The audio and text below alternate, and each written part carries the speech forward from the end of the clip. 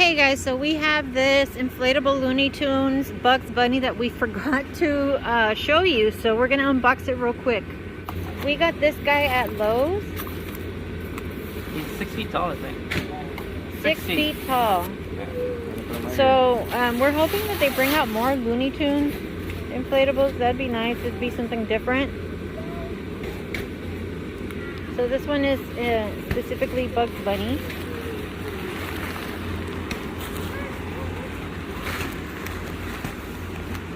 6 feet, really? Well, I'll probably the ears. Oh, there he is. Oh, his teeth are like 6 feet to the tip of this ear right here. There we go. His teeth are up. All right, here he is. Here is the Looney Tunes inflatable Bugs Bunny. And does he have a tail? Is this new? Oh, he does not have he a does tail. not have a tail. He's holding like a sack of toys or something. Anyway, let us know what you think of this guy. We're sorry we forgot to show him to you, but yeah, you can see how he's really cool with his little sack. Thank you so much for watching, and bye.